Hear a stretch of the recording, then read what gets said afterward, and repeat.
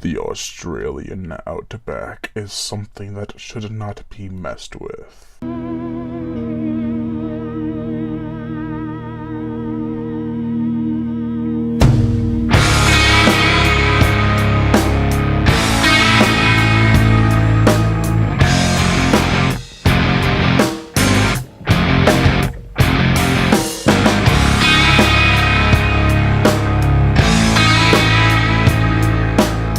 Dark Age.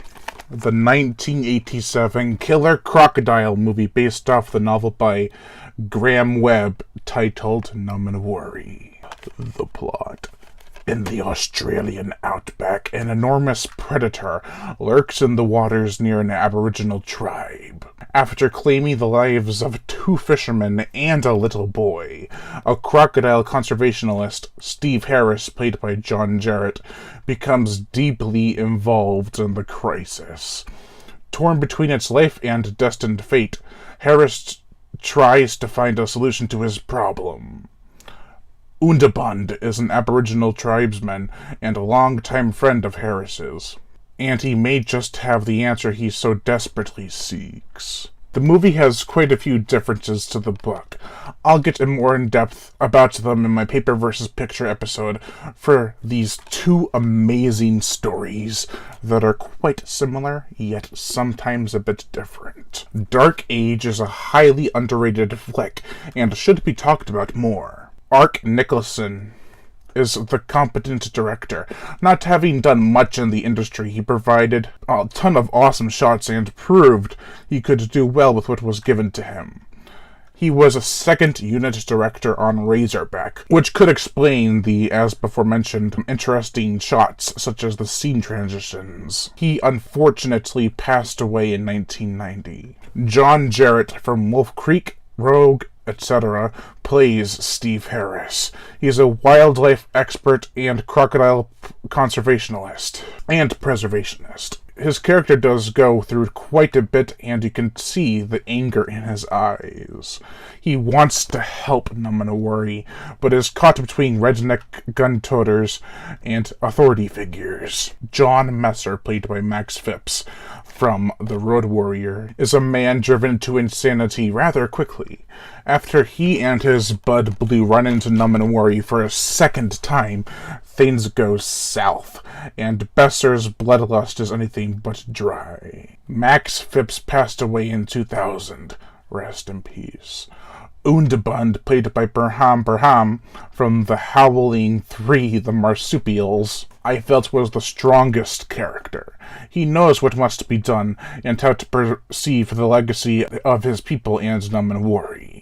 Nikki Coghill, who also played in The Time Guardian, plays Kathy Pope. She is Steve Harris's ex-wife, and falls back in love with him rather quickly. It was a bit awkward, and their chemistry was not all that great. She showed no interest in crocodiles, which is why they divorced in the first place. But then, all of a sudden, she does. I couldn't really tell if it was trying to show interest in something Steve was trying to do, or if she was genuinely fascinated, but I digress. I kind of lean more towards genuinely fascinated, and if so, that makes her character kind of stupid, because she just changed her mind all of a sudden, like, hey, that Steve Harris guy is alright, and those crocodiles, they're alright too. I'm a bitch. The film looks nice and has atmospheric night shots and heat-blistering day scenes. That all make you feel the terrain's wrath. It works for this kind of film. The gore, the effects, there are some severed limbs and a little blood splatter. It was nothing too impressive, but it wasn't dry neither. Numenwari was brought to life via a full-bodied animatronic crocodile.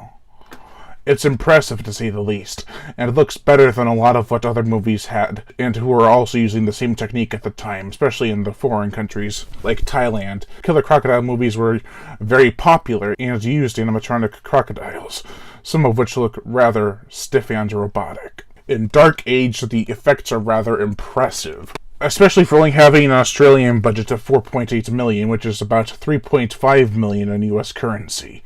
That's not adjusted for inflation, by the way. That's just 1987 currency. The motion picture soundtrack, the music is fitting. There are lots of Australian themes as well as an 80s electronic piano, and even some synth themes. I enjoyed the music for sure. Not as memorable as it could be, but it is enjoyable while listening nonetheless.